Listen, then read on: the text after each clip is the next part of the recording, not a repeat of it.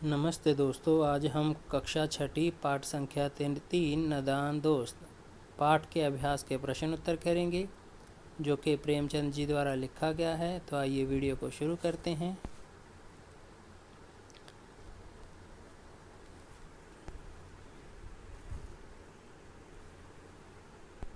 प्रश्न संख्या 1, अंडों के बारे में केशव और श्यामा के मन में किस तरह के सवाल उठते थे? वह आपस ही में सवाल जवाब करके अपने दिल को तसल्ली क्यों दिया करते थे? तो जो केशव है और श्यामा है, दोनों भाई बहन हैं। तो इनके घर में एक दीवार के ऊपर जो ऊपर का दीवार का ऊपर वाला भाग है, इसे करनिस बोलते हैं। तो इसके ऊपर एक चिड़िया ने अंडे दे दिए थे।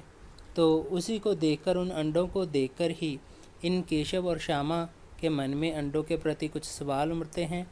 तो वही सवाल एक दूसरे से पूछ के उनका जवाब अपने मन को तसल्ली क्यों देते हैं, उसी के बारे में आइए जानते हैं।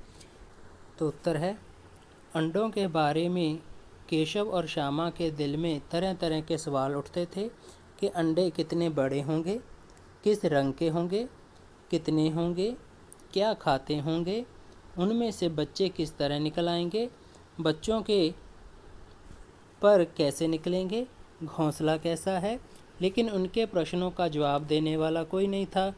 माँ घर के कामों में व्यस्त थी और बाबूजी पढ़ने लिखने में व्यस्त थे। इसीलिए केशव और श्यामा आपस में ही सवाल जवाब करके अपने दिल को तसल्ली दे लिया करते थे।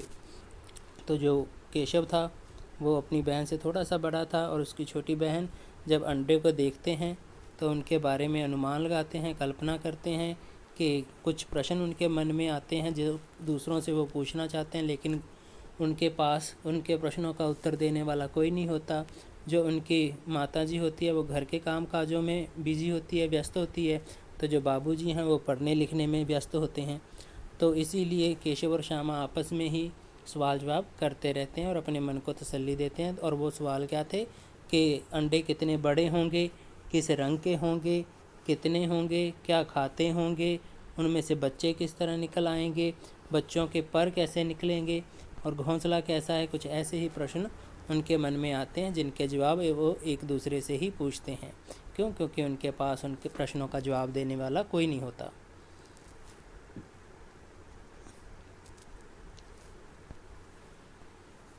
तो प्रश्न संख्या 2 है, केशव ने श्यामा से चिथड़े, टोकरी और दाना पानी मंगवाकर करनिस पर क्यों रखे थे?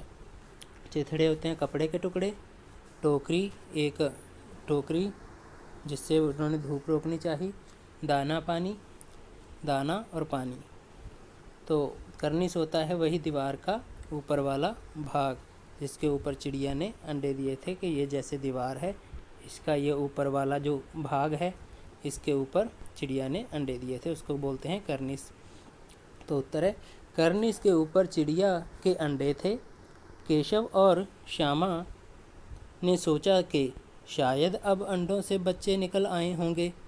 अब उन दोनों के मन में ये सवाल उठ रहे थे कि चिड़िया बेचारी इतना दाना कहाँ से ला पाएगी कि सारे बच्चों का पेट भर सके। शायद बच्चों को धूप भी लगती होगी और प्यास से भी तड़पते होंगे। इन सब ज़रूरतों को पूरा करने के लिए केशव ने श्यामा से चिथड़े, टोकरी और दाना पानी मंगवाकर करनिस पर रख दिए थे। तो जो केशव था और उसकी बहन थी, उन्होंने अनुमान लगाया कि अंडों में से बच्चे निकल आए और उनको भूख लगती होगी, तो चिड़िया बेचारी सभी के लिए पेट भर दाने कहाँ से लाती होगी। इसीलिए उसने अपनी बहन से दाना मंगवाया, और प्यास भी लगती होगी, साथ में पानी भी मंगवा लिया। और टोकरी, जो उसको लगता था गर्मी का मौसम था तो धूप पड़ती थी, तो उसको लगता कि धूप के कारण उनको तकलीफ़ होती होगी, तो तभी उसने टोकरी मंगवाई जो कि उसने धूप से बचाती।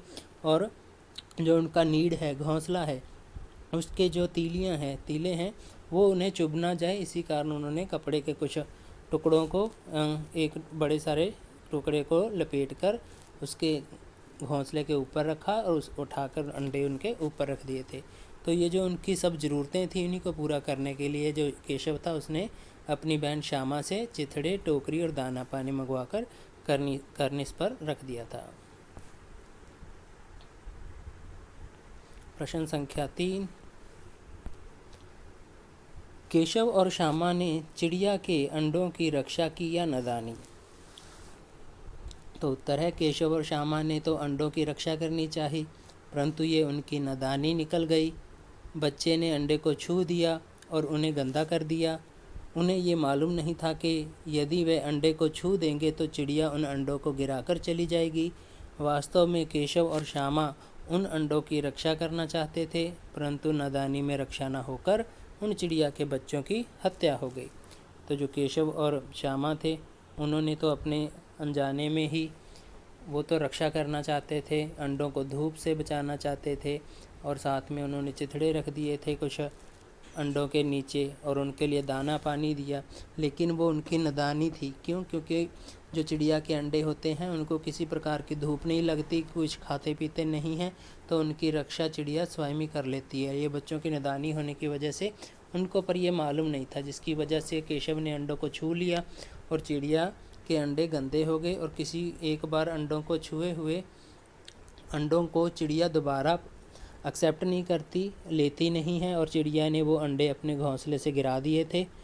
जहाँ के केशव और श्यामा ने वैसे तो उनकी रक्षा करनी चाहिए थी, लेकिन उनकी नादानी की वजह से वो अंड में जो अंडे हैं वो टूट जाते हैं, तो बच्चों की हत्या हो जाती है।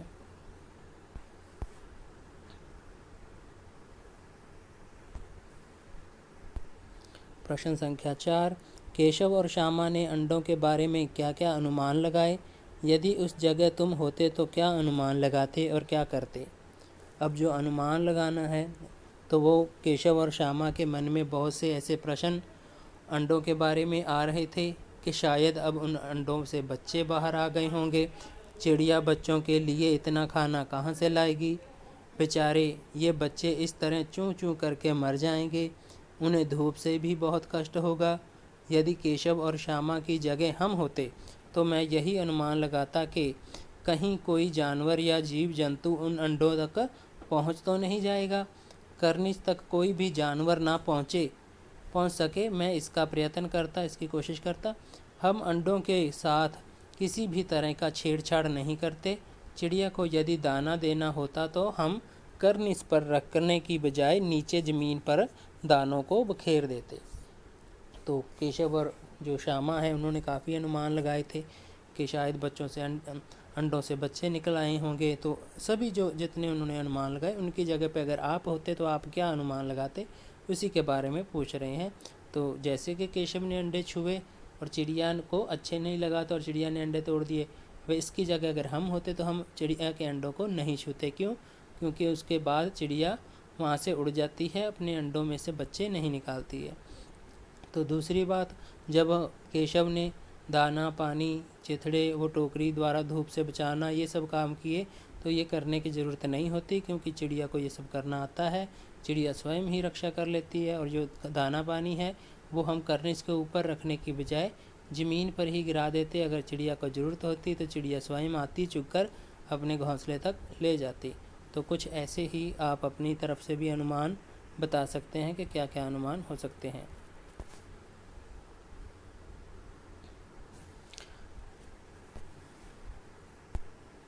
प्रश्न संख्या 5, माँ के सोते ही केशव और श्यामा दोपहर में बाहर क्यों निकल आए? माँ के पूछने पर भी दोनों में से किसी ने किवाड़ खोलकर दोपहर में बाहर निकलने का कारण क्यों नहीं बताया? किवाड़ कहते हैं दरवाजे को।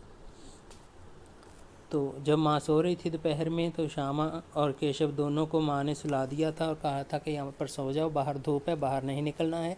लेकिन फिर भी वो माँ से चोरी दरवाज़ा खोलकर बाहर आ गए थे, और बाहर आकर क्या करना है इसका कारण नहीं बताया था उन्होंने, और वो चुपके से बाहर आ गए थे। तो दोनों में से कोई कारण नहीं बता रहा था।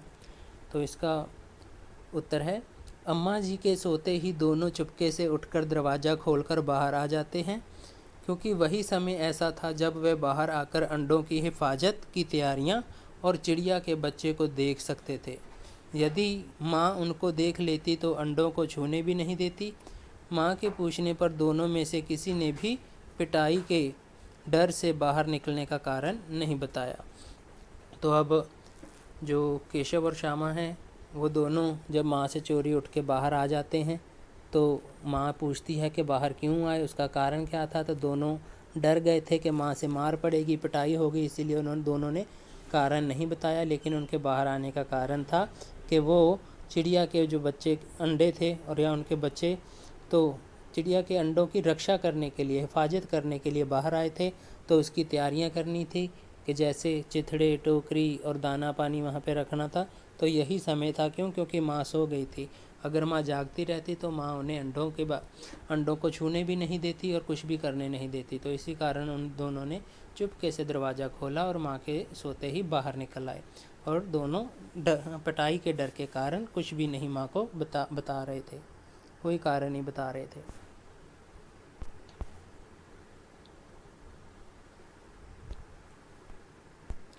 तो प्रश्न संख्या 6 है, प्रेमचंद ने इस कहानी का नाम नादान दोस्त रखा। आप इसे क्या शीर्षक देना चाहोगे?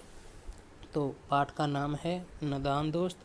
अगर ये जो कहानी है तो इसको अगर हम और कोई नाम देना चाहें, मतलब या कोई और टाइटल देना चाहें, तो क्या देंगे? तो हम इसका दूसरा अन्य शीर्षक नादान दोस्त या नादान बच्चे या बचपन की नादानी देना चाहेंगे। क्यों? क्योंकि इस सारी कहानी में बताया गया है कि बच्चे कितने नादान हैं।